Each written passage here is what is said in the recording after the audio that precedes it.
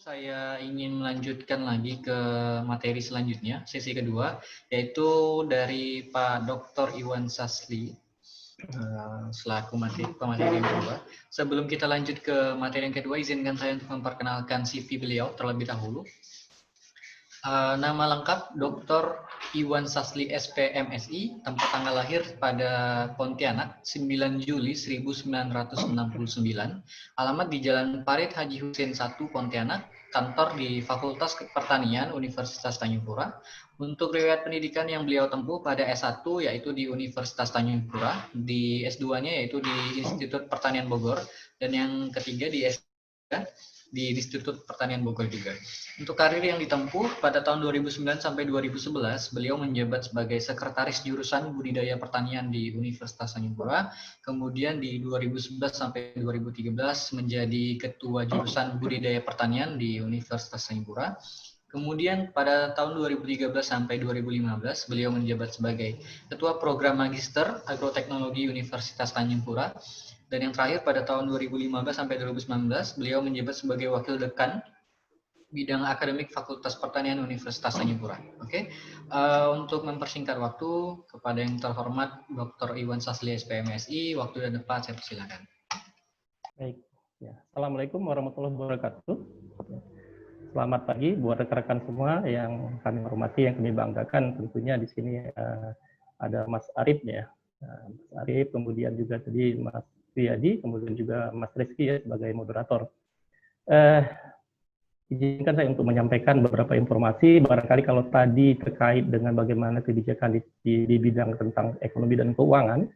Nah, kalau saya barangkali ingin mengajak kita semua untuk berpikir bagaimana supaya di era pandemi ini, ya, kita bisa mampu bertahan, gitu. Bertahan dalam arti bagaimana di sisi pangan. Nah, pangan sejauh ini karena ada pembatasan, ya. Nah, kemudian berdampak kepada produksi, kemudian berdampak kepada akses, dan juga berdampak kepada kita sebagai pengkonsumsinya maupun daya beli kita. Nah, izinkan saya untuk menyampaikan sedikit tayangan.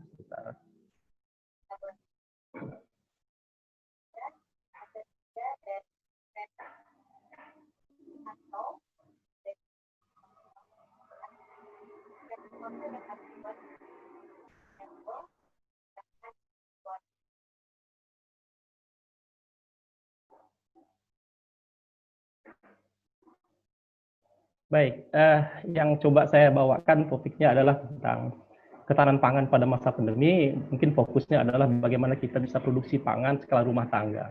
Nah, ini berbeda dengan Pak Dwiedi tadi, memang skala bisnis, ya, skala komersial. Nah, ini saya mengajak teman-teman ya untuk menjaga ketahanan pangan ini tingkat rumah tangga ya dengan cara bagaimana kita bisa produksi ini sehingga tidak punya ketergantungan yang lebih terhadap luar. Gitu. Karena daerah sekarang memang semua serba dibatasi. Ya. Nah, kita coba sama-sama menyimak dari hal yang sederhana. Barangkali juga ini bisa menjadi suatu bisnis, gitu kan? Dari hal sederhana, dampak dari COVID ini, ya, ada hikmahnya. Kita mencoba, kita melakukan. Nah, barangkali ini juga bisa berdampak jika ingin dikembangkan dalam skala bisnis juga bisa dilakukan. Nah, sebelum ke sana, barangkali ingin saya coba sedikit kita diskusikan dulu, tuh, ya, pangan dan ketahanan pangan. Saya kira istilah pangan dan ketahanan pangan ini sudah bisa dipahami oleh kita semua. Ya, saya juga ingin menyapa teman saya hadir di sini. Ini ada yang dari jauh ini, ya. Ada Ibu Siti Hafsani dari Universitas Syahkuala di Aceh, baru bergabung tadi pagi. Memang baru saya infokan tadi pagi. Nah, kemudian juga ada Bu Rubiatul Dawiyah ini dari UHO, ya, Universitas UHO di Kendari ini. Selamat bergabung, Ibu. Dan teman-teman semua tentunya. Nah, tentu beliau-beliau ini juga sangat paham nih bagaimana arti pangan dan ketahanan pangannya. Ini sekedar diskusi saja, karena memang kita di sini multi ya, masyarakat kita yang hadir di sini dari berbagai barangkali disiplin ilmu. Nah, kita coba sharing saja.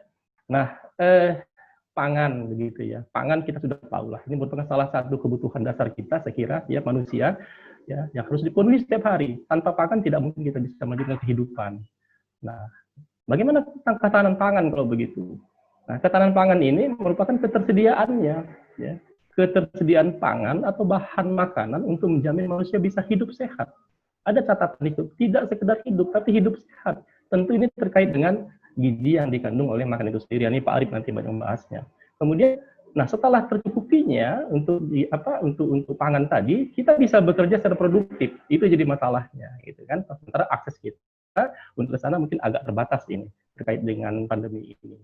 Nah, maka dari itu kalau kita merujuk kepada peraturan pemerintah nomor 68, kemudian juga Undang-Undang nomor 18 tahun 2012 itu tentang pangan, ya, itu dikatakan bahwa ketahanan pangan itu adalah suatu kondisi itu ya, di mana terpenuhinya pangan bagi rumah tangga.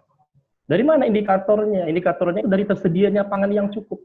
Nah, pangan yang cukup baik jumlah maupun mutunya, kuantitas dan kualitas, aman, merata, dan terjangkau. Nah, itu kurang lebih kita sepakati dulu apa itu ketahanan pangan. Nanti bagaimana di era pandemi ini? Nah, isunya memang selalu berubah. Di tahun 1970-an itu ya, kalau kita bicara pangan, orang bicara ini lebih kepada skopnya nasional, bahkan global, tidak skop rumah tangga. Makanya diartikan sebagai ketersediaan pangan tingkat nasional dan global. Namun di tahun 80-an bergeser ini. Geser sehingga ketahanan pangan itu berarti adanya akses setiap masyarakat gitu.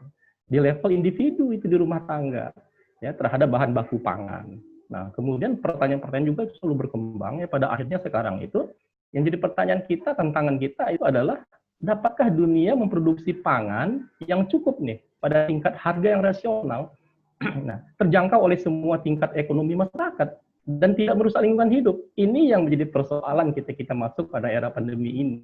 Ya kan, harga rasional, terjangkau, akses. Nah, kita lihat ini berikutnya ini. Nah, mengapa ya? Mengapa bahwa ketahanan pangan itu merupakan suatu keharusan? Gitu. Nah, jadi memang kalau bicara masalah pangan ini yang pertama ada 3 alasan di sini. Kalau kita bicara pangan ya, ini soal hidup matinya ini suatu bangsa. Ya. Kalau kebutuhan pangan tidak terpenuhi, maka muncul malapetaka. Ini urusan perut ini, mohon maaf ini, ya kan? Di mana-mana kalau urusan perut terganggu, ini apapun bisa dilakukan. Ya, ini sangat berbahaya sekali. Makanya harus ada ketahanan pangan. Nah, kemudian ya, yang kedua itu ini menurut Bung Karno ya, bahwa suatu negara harus dapat menyelesaikan masalah ketahanan pangan, ya. Agar apa? Agar mampu mempertahankan pertumbuhan ekonominya. Kalau enggak selesai negara kita, gitu kan. Nah, itu. Nah, yang nomor 3 ini yang lebih spesifik ini, ya, bahwa saya memandangnya bahwa ketahanan pangan itu identik dengan ketahanan rumah tangga.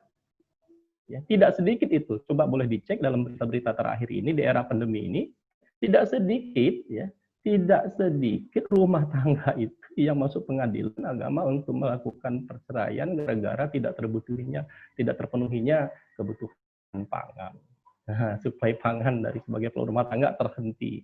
Nah, ternyata kasus ini meningkat katanya. Nah, ini yang info media seperti itu. Ternyata memang ketahanan pangan ini sangat penting dalam skalanya kecil dulu, rumah tangga, skala kita. Saya yakin di sini kita di berbagai disiplin ilmu, coba kita sama-sama melihat efeknya apa sih ya terhadap kita ini, efeknya apa gitu.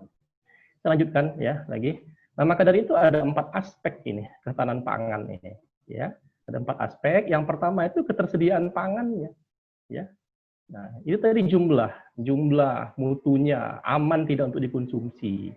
Nah, itu. Kemudian stabilitas ketersediaannya, stabil enggak itu produksinya? Bagaimana distribusinya nanti?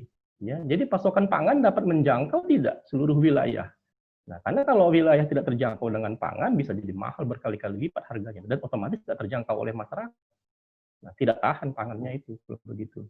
Ya, nah, kemudian yang ketiga, konsumsinya itu sendiri. Ya, bagaimana pangan-pangan yang diproduksi itu nanti bermanfaat bagi tubuh kita nih Pak Dr. Arif nanti nih yang akan banyak bahas tentang gizi gitu barangkali ya. Kemampuan tubuh manusia untuk mencerna dan melakukan metabolisme terhadap makanan yang dikonsumsi dan kecukupan asupannya, nutrisinya. Dan kemudian yang terakhir adalah masalah keterjangkauan kita terhadap pangan itu sendiri. Nah, kemudian, ini yang akan coba kita masuk di sini ya. Bagaimana ketahanan pangan di era pandemi corona ini? Nah, kalau kita melihat aspek ketahanan pangan tadi, tentu dia akan mengganggu 4 aspek ketahanan pangan tadi, gitu ya. Mulai dari on-farm-nya, ya dari petaninya, produksi pangan di tingkat produsen, banyak gangguan, ya kan? Nah, nanti kita akan bahas, kita diskusikan. Setelah diproduksi berhasil pun, itu nanti distribusinya bagaimana, ya kan? Diserba banyak pembatasan seperti ini, ya. Kemudian itu juga menyangkut kuantitas, kualitas, dan aspek kecukupannya di era seperti ini. Ya, apakah seperti normal gitu ya? Kita bedah nanti. Kemudian, ini harga dan daya beli. Ya kan, kita semua perekonomian sudah dibahas tadi oleh Pak Dwiyadi, memang ya ini terganggu gitu. Nah, inilah ketahanan pangan kita di era pandemi. Ya. Nah, jadi kita bisa lihatlah faktanya sekarang ini ya. Nah, di tengah himbauan untuk tetap jaga jarak katanya kan, kemudian tetap di rumah.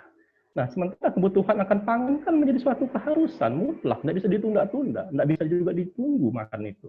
Ya kan? Kita punya uang untuk belanja, tapi barangnya tidak ada bagaimana? Kita bisa online, tapi barang tidak ada produksinya, atau berkurang, atau harganya lebih meningkat. Nah, ini juga menjadi kendala, ya kan? Sehingga menjaga ketahanan pangan di tengah pandemi menjadi tantangan tersendiri nih.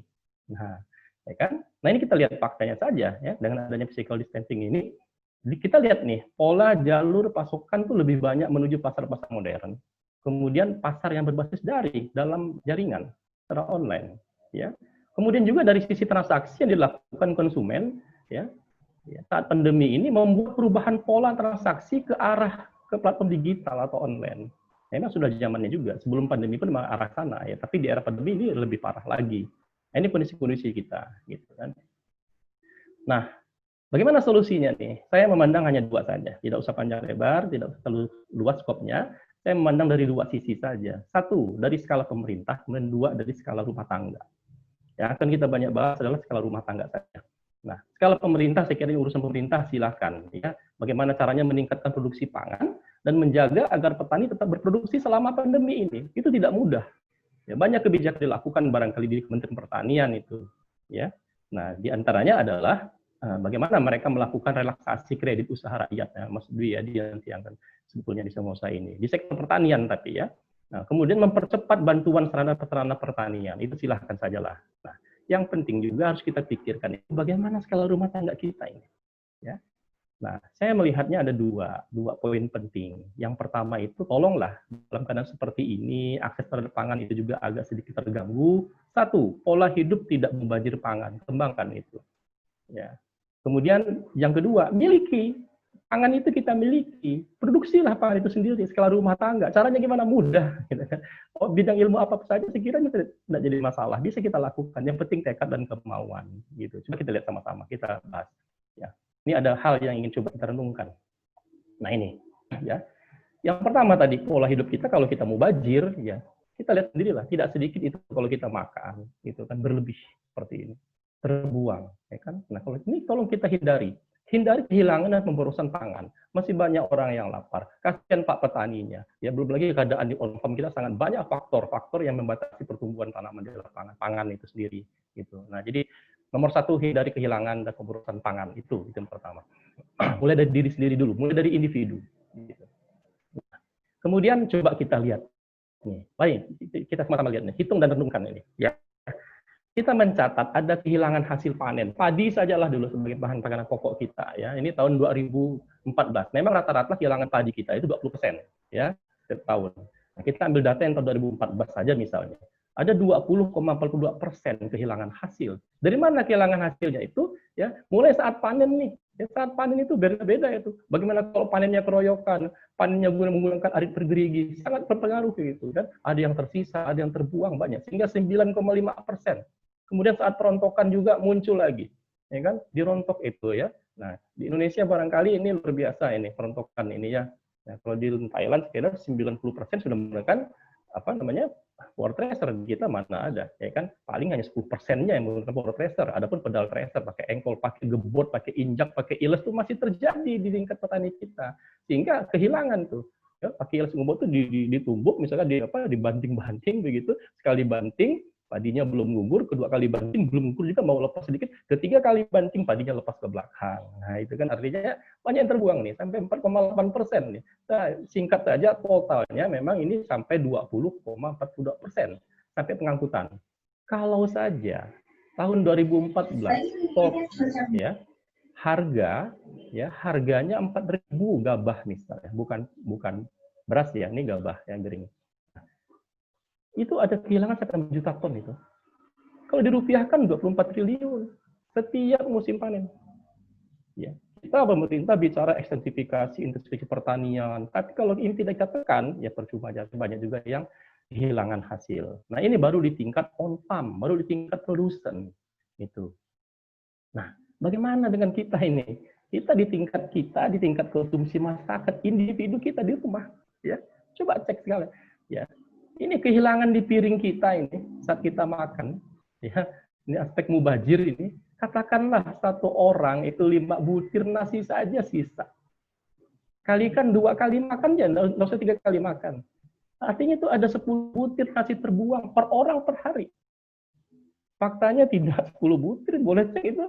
Apalagi kalau pergi undangan, waduh itu luar biasa. Itu kalau kita berundangan itu nasi berlebih, tidak selera dibiarkan, ditinggalkan. Mubazir itu, ya kan? Nah, taruhlah kita ambil 5 butir saja nasi, kali 2 kali makan, 10 butir nasi terbuang per orang setiap hari.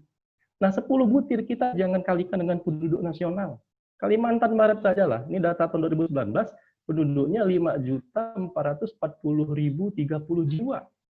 Kalikanlah, pukul rata, ya kan? Kita tidak bicara di rumah makan, tidak bicara di undangan yang begitu banyak terbuang, mungkin limbah-limbah pangan ini kan.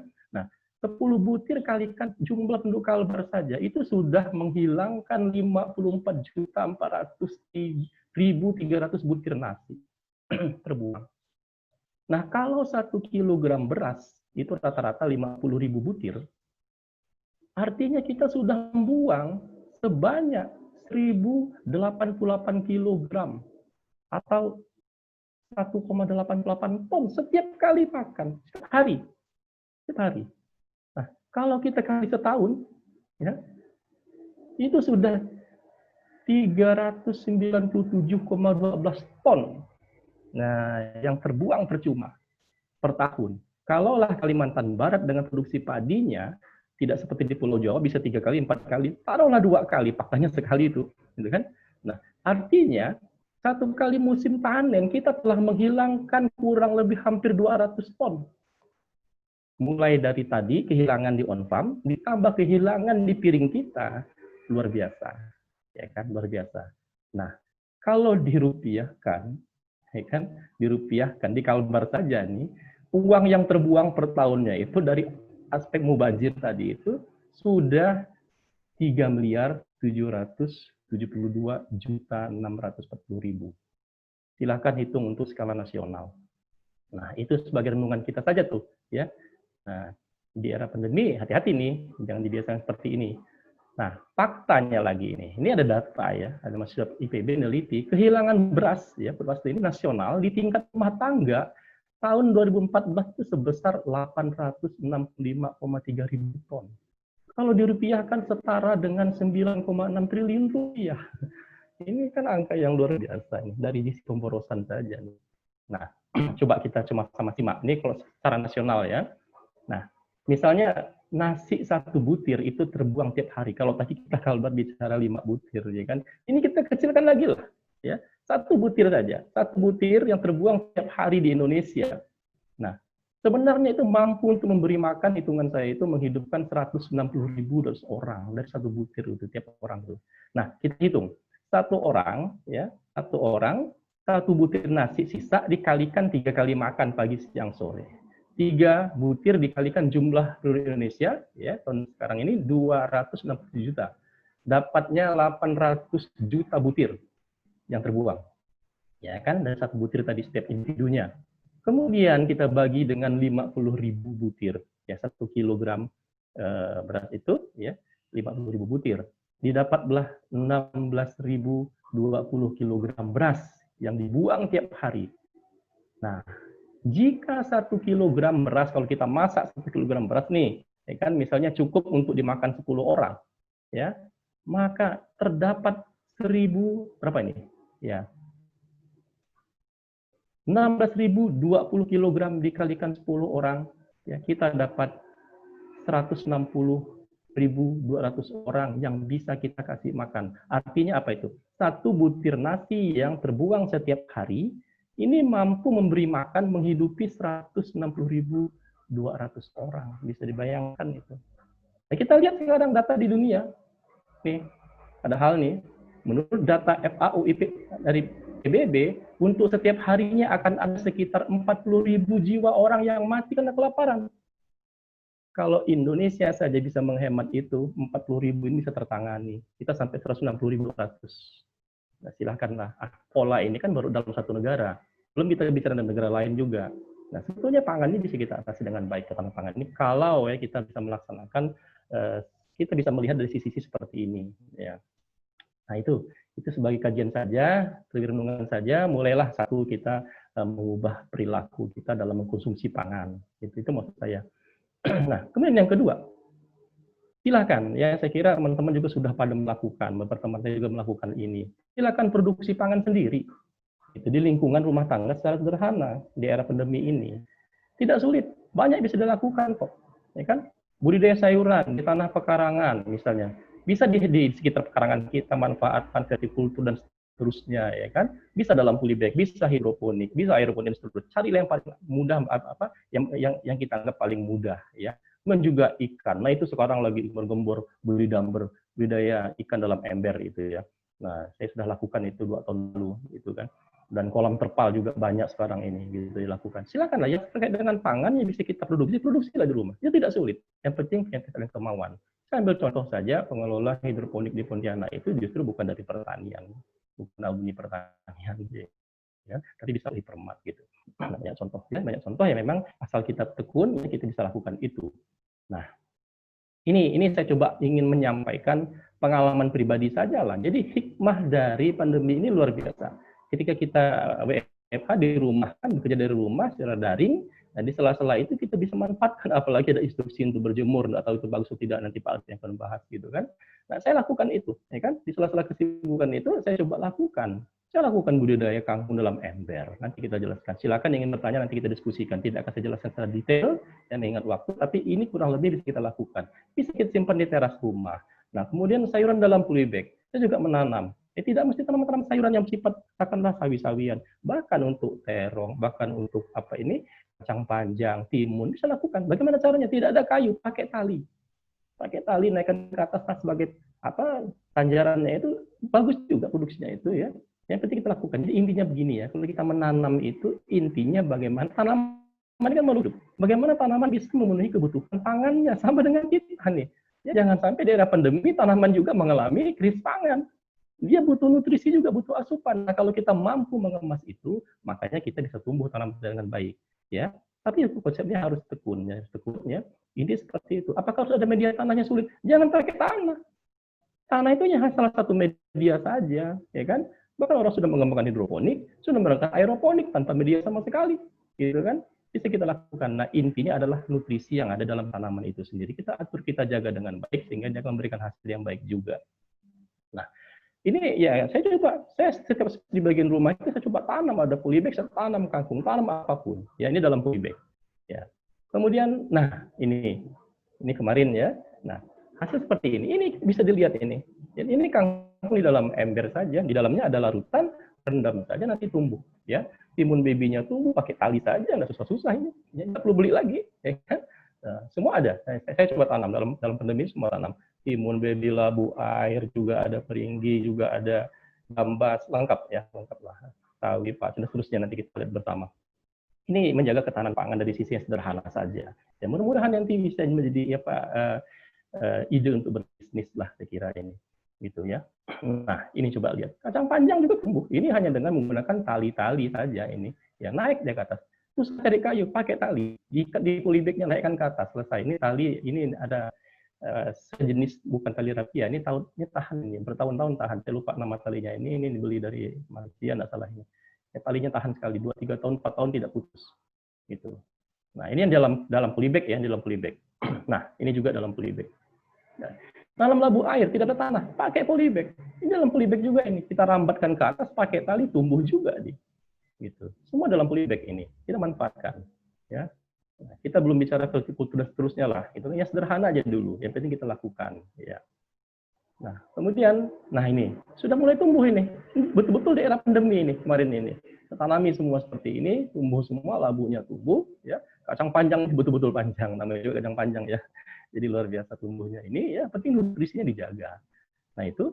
Nah, ini yang saya katakan tadi, bagaimana menanam di dalam ember. Sederhana saja, ini ember harganya murah sekali, perlusinnya murah sekali, ini juga ranjang ini murah sekali perlusinnya. Ya kan? Tanami saja, kasih tisu, misalnya kan, banyak di YouTube juga informasi seperti ini, banyak ya. Kemudian kasih tisu, tebarkan di lembabkan dengan air, ini ada nutrisi airnya di bawah ini, ya. Kemudian tanamlah, ini umur berapa? Ini berumur 4 hari, 5 hari, yang tumbuh seperti ini, dan kita angkat coba akarnya kelihatan bersih. Ya kan ini tumbuh terus nih, tak perlu disiram.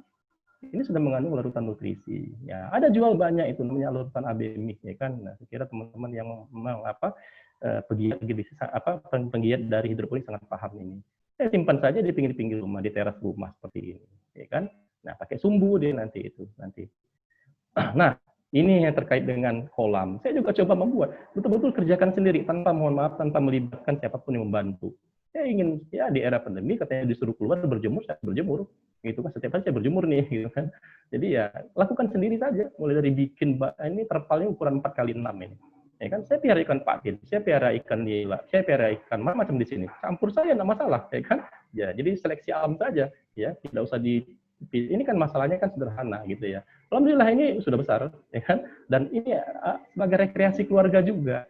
Saya bikin di samping rumah, yang nangkepnya pakai pancing tuh, seru. Kalau pakai gini tidak seru nih, kalau pakai di sendok seperti ini ya, pakai pancing ya. Di situ kita hiburan, kita tidak boleh keluar rumah, di era pandemi hiburan dalam rumah, gitu kan? Nah, sudah tercapai itu, gitu kan? Nah, seperti ini. Nah, ini ikannya lumayan besar. Nah, budi damper juga ini pernah saya lakukan. Kalau ini bukan yang pandemi sekarang, tapi ini masih berlangsung. Ini sudah saya lakukan 2 tahun lalu.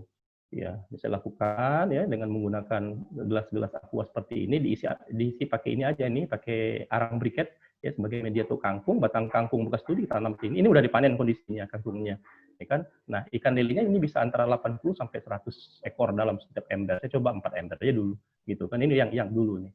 Nah, tapi masih berkembang. Nah, kira apa lagi, ya kan? Nah, dari sisi protein sudah terpenuhi, ya kan? Vitamin sudah terpenuhi, ya. Jadi kita fresh, ya kan, untuk keluar, tidak tergantung dari luar.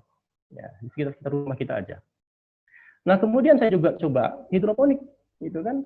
Nah, hidroponik macam-macam sistemnya. Kita sampaikan yang sangat sederhana saja, sistem sumbu namanya, WIX, ya, sistem sumbu seperti ini ya. Nanti pakai sumbu supaya air bisa meresap secara kapilaritas naik ke atas, ya.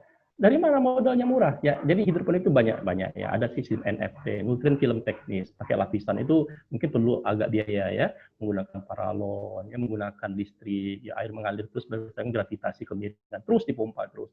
Kalau ini tidak, sistem WIX ini saya kira sederhana, bisa dilakukan oleh semua kita, siapapun basic ilmunya. Ya, saya coba mencari ini, saya kumpulkan nih sekarang nih. Saya kumpulkan, ini adalah bok-bok bekas buah anggur, ya, bok bekas buah anggur. Nah, kemudian buah anggur ini kita lubangi. Ini untuk lubang tanam nanti. Kita nanti isi netpot namanya ini. Saya kira teman-teman Bapak sudah paham, ya kan? Nah, nanti kita isi larutan nutrisi singkat saja lah ini ya. Nah, kemudian ini kita kecambahkan benih pakai rock wool. Kalau pakai rock wool ini hampir 100% benih kita tumbuh. Kita simpan di teras rumah dan seterusnya. Nah, menyemainya menggunakan lidi, ya dibasahi sedikit, kita tanam gitu. Nah, kemudian kita masukkan ke dalam bok-bok bekas anggur yang sudah diisi larutan nutrisi abemik ini ya, pupuknya nanti ada itu, jual banyak itu ya. Nah, nutrisi encerkan konsentrasi tertentu, kita ukur ya. Nah, masukkan ke sini. Ya, ini. Nah, ini seledrin contohnya. Nah, saya letakkan saja ini di teras atas rumah. Gitu kan, memanfaatkan space rumah kan gitu ya. Tidak perlu ada lahan yang luas begitu kan. Saya simpan saja di teras rumah, ini bagian atas dan samping, depan dan samping. Ya kan? Nah, perkembangan seperti ini. Coba lihat, tanamannya subur, ya kan, bebas pestisida, asal mau dimakan tinggal dipetik. Ini sudah ketahanan pangan di tingkat keluarga. Syukur-syukur bisa ini menjadi ide bisnis gitu kan. Nah, inilah yang saya lakukan. Nah, ini malam hari ya kita refreshing, habis ngetik, habis webinar kita keluar melihat ini fresh ini, ya mata segar kembali ini, gitu ya. Nah, ini ada pakcoy, ada kailan, macam-macam saya tanam, gitu ya. Sawit putih, ya, sawit keriting, ya lengkap, gitu ya. Sekedar awalnya mencoba-coba saja. Nah, ini dia hasilnya. Ya. Memang lebih bagus karena terhindar dari risiko alam, tidak seperti dalam tanah, gitu ya. Ini bisa kita lakukan, ya. Sekali nanam kita biarkan saja, penting kontrol nutrisinya masih ada airnya, takutnya kering dan layu, gitu kan. Setelah itu tidak ada perawatan, tidak ada penyiraman, tidak ada untuk penyiraman, ya. Dengan sendirinya akan tumbuh dengan baik. Ya. Nah, inilah ya, jadi ya bok-bok ini bisa kita bawa kemana-mana, nih. Bawa ke ruang kerja, bawa kemana ya kan, sebagai hiburan saja. Ini ada salada ya kan, seledri ya. Nah, ada pakcoy juga ada ya, ada kailan gitu ya. Ini tumbuhnya bagus ternyata begitu. Nah, akhirnya melihat dari prospek seperti itu tadi ya, ini berdampak gitu. saya berpikir juga nih kalau begini bagus bisa saya kembangkan nih gitu kan. Akhirnya saya coba untuk membuat barangkali ini bisa komersial gitu kan. Nah, dengan melihat orang banyak olahraga yang lewat bisa singgah melihat metik langsung, coba bikin greenhouse, bikinnya pun sendiri. Mohon maaf nih, bikin sendiri tanpa asisten. Saya beli baja ringan, saya coba belajar di YouTube begitu ya. Bagaimana caranya merangkai baja ringan ini pakai board, saya bikin sendiri ini. Ukuran 6x8 ke belakang di halaman rumah saja, ya kan? Sampai jadi seperti ini. Ini belum final jadi ya. Nah, kemudian di depan rumah nanti ini tempat menyimpan bok-bok ini. Nah, nanti kita tumbuh hijau, subur, orang melihat, silakan saja kalau ingin memang menjadi sebuah usaha begitu ya. Nah, yang penting kita hobi aja dulu, memanfaatkan pekarangan. Nah, saya juga mengembangkan rakit apung, siapkan ini pakai baja ringan, nanti akan diisi larutan nutrisi seperti ini, nanti akan kita isi tanaman. Nah, inilah kurang lebih yang dapat kita lakukan di era pandemi seperti ini, bagaimana menjaga ketahanan pangan dulu, alhamdulillah, ya, sampai sejauh ini saya belum pernah beli sayur, di era pandemi ini, ya kan, sampai sekarang masih ada stok gitu. Nah, saya kira itu yang bisa disampaikan dengan simpulannya adalah bahwa ketahanan pangan di tingkat rumah tangga di masa pandemi itu dapat diatasi sebenarnya. Dengan cara bagaimana? Dengan cara menjadikan lingkungan rumah tangga sebagai tempat untuk produksi pangan dan perbaikan cara konsumsi pangan yang efisien dan tidak mubazir, itu yang perlu ditekankan. Saya kira demikian. Terima kasih, Pak Rizky. Mungkin bisa dilanjutkan dengan diskusi. Terima kasih ya kepada Bapak Dr. Iwan Sasli, SPMSI, yang telah menyampaikan materi tentang dampak COVID-19 di sektor pertanian dan ketahanan pangan ya Pak ya. Jadi ada beberapa pertanyaan yang sudah masuk Pak. Ini oke, sebentar saya bacakan. Ada pertanyaan pertama Pak yang masuk dari Bu Robiatul Adawiyah. Pertanyaannya seperti ini, pada masa pandemi ini ketersediaan pangan goyah karena tidak semua rumah tangga punya akses untuk menyediakan pangan keluarga. Pertanyaannya, apa solusi jangka pendek untuk mengatasi hal tersebut? Seperti itu Pak. Ini bisa langsung ditanggapi. Baik, silakan. Terima kasih. Bu Robi, apa kabar Bu Robi? Ini teman seperjuangan saya waktu S2 tahun 97 di Bogor. Alhamdulillah setelah bergabung di sini juga ya. Jadi memang betul itu ya, bagaimana ketika begitu kan dalam skala rumah tangga ya, akses terhadap kita tidak bisa mengembangkan sendiri. Nah, ini memang mau tidak mau, bagaimanapun kan pangan sekali lagi itu suatu kebutuhan. Ya kan? Bagaimana caranya bisa sampai ke rumah kita?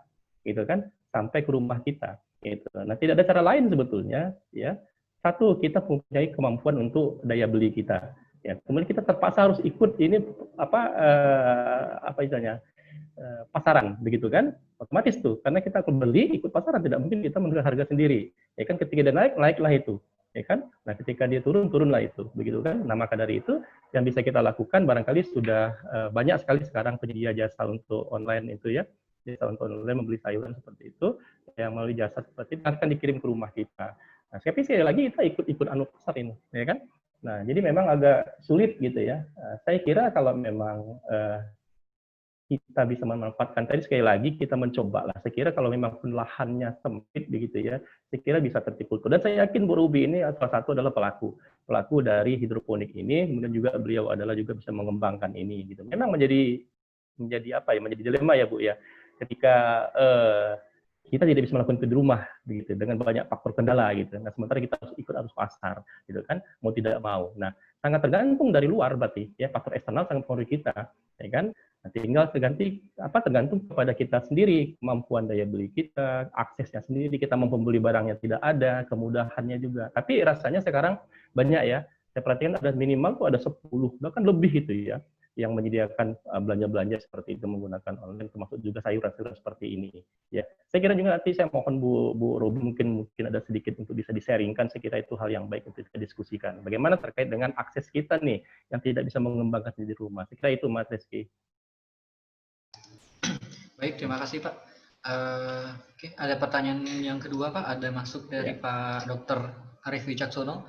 Izin bertanya Pak Iwan, rekomendasi untuk pangan rumah tangga yang paling memungkinkan di masa pandemi ini bagaimana ya Pak? Mengingat tidak semua rumah tangga memiliki halaman yang cukup luas. Masih ada ketakutan juga untuk pergi atau belanja keluar atau GoFood Pak? Terima kasih.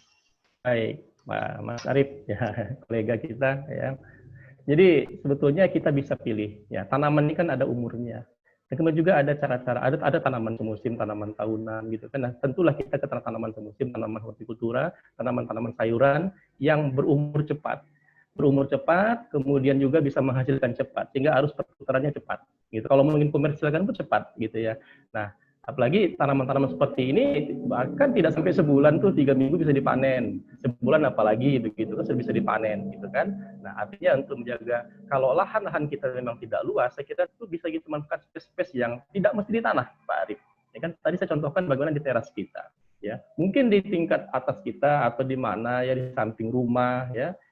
Kemudian kita bisa lakukan vertikultur, jadi sifatnya memang harus ke atas tanaman itu. Kita atur, kita tata. Pilihlah tanaman-tanaman yang satu memang daya tumbuhnya bagus. Ya, kemudian katakanlah peluang untuk berhasilnya tinggi walaupun ini pemula, gitu kan? Peluangnya berhasil, gitu pemula. Dan ketika itu sudah berhasil, ada ketertarikan kita untuk mengembangkan terus itu, menjadi asik, gitu. Nah, jadi bisa dilakukan sebetulnya. Akses keluar saya kira memang dibatasi sekarang ini. Maka dari itu tidak ada cara lain ya. Kalau memang kita mau ya, kita ingin mencoba ya, saya kira tidak. Saya yakin Pak Arif bisa itu. Ya kan? Pak Arif bisa melakukan itu gitu ya. Kemudian pilih tanaman-tanaman yang mungkin cepat. Bisa sawi. Kelompok-kelompok sawi banyak, ada Pak Coy, ada sawi putih besar gitu kan. Ada samhok itu besar sekali. Gitu kan. Ini sehat sekali karena bebas dari pestisida gitu Pak Arif ya. Saya kira demikian Mbak Rizky. Terima kasih Pak telah menanggapi pertanyaan yang telah masuk barusan. Ini saya juga pengen nanya nih Pak, kebetulan ada salah satu rekan saya yang menjadi pelaku usaha di bidang hidroponik. Saya juga ingin bertanya terkait ketahanan pangan sendiri yang Bapak mention tadi, yang udah Bapak sampaikan bahwa sebenarnya kita di tingkat rumah tangga sendiri juga bisa ya Pak ya menjadi pelaku produsen dari berbagai macam produk-produk pertanian seperti itu. Nah, saya ingin bertanya nih Pak, kira-kira berapa sih Pak budget secara umum yang udah Bapak, ya maksudnya tadi Bapak udah nyampaikan bisa lewat polybag, bisa lewat sistem hidroponik dengan sistem WIC tadi Pak, ada segala macam. Kira-kira berapa nih Pak bocoran budgetnya yang udah yang bisa dipakai sama kita secara umum orang awam gitu? Baik ya, sekarang gini, saya sampaikan sistem WIC ini yang paling sederhana saja dulu. Sistem WIC itu box bekas anggur harganya Rp3.000. Rp3.000 bisa bikin 6 lubang tanam. Nah, ya Rp3.000 saja itu anggur. Kemudian harga dari nutrisinya murah sekali. Ada yang untuk konsentrasi 500 mili itu hanya Rp25.000, ya. Kemudian untuk yang berapa itu 2,5 liter bikin konsentrasi larutan indukan ada pupuk A, pupuk B itu dijual. Cari aja di toko pertanian pupuk hidroponik AB mix gitu. Ada larutan A, larutan B, nanti pupuk yang A itu dilarutkan satu kantong itu dalam 2,5 liter air ya, kemudian air baku, kemudian yang B juga sama, nanti dari 2,5 liter itu hanya diambil 5 mili untuk setiap liter air untuk ngisi box itu. Jadi kalau satu box itu isinya 10 liter, jadi kan itu hanya 50 mili saja diambil dari larutan stok, irit sekali. Sepanjang pertumbuhan tanaman murah hanya 25.000 saja. Kalau yang agak besar sedikit 50.000, yang agak besar sedikit ada 100.000. Dan itu bisa dipakai untuk ribuan benih kali ya. Untuk berapa banyak lah saya kira sekali. Nah, kemudian apalagi yang kita lakukan? Pembelian Rp3.000 sampai Rp5.000 lah. Ya memang sekarang ada yang jual box sampai 20.000, jangan dibeli. Ya, dia itu enggak paham itu kan harganya murah itu bekas anggur itu. Kita lubangi sendiri. Gitu. Kemudian netpot itu adalah tempat media tumbuhnya itu. Kalau kita beli di pasaran lumayan, ada yang berapa harganya itu ya? Ada yang Rp800 satu, kemudian ada juga yang satu lusin 15.000 gitu ya. Jangan pakai itu, kita menggunakan saja netpot dari gelas-gelas plastik itu. Ya, itu di pasar tradisional banyak itu gelas plastik itu. Ya, gelas plastik 50 butir itu harganya cuma 10.000. 50 butir artinya untuk 50 tanaman tuh, gitu kan. Nah, jadi saya kira itu sangat murah gitu ya, sangat murah, kecuali kita ingin membuat skala yang agak sedikit besar untuk hobi, misalnya membuat tadi greenhouse ya. Saya kan iseng saja itu greenhouse, kan saya bikin dari bajaringan memang agak mahal gitu kan. Tapi kan tadi sebelumnya enggak pakai itu.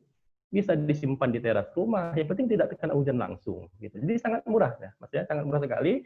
Ya, dan ini kalau saya kira kalau sudah sekali produksi saja sudah bisa balik modal. Itu kalau memang skala bisnis, gitu ya. Ya memang rekan-rekan kita juga memang Banyak nih sekarang ngembang gitu. Paling tidak untuk rumah tangga sendiri dulu gitu. Nah, kalau memang sudah memang menjanjikan hasilnya bagus, silakan dikembangkan gitu. Ya, skala bisnis. Itu Mas Rizky. Oke, terima kasih Pak.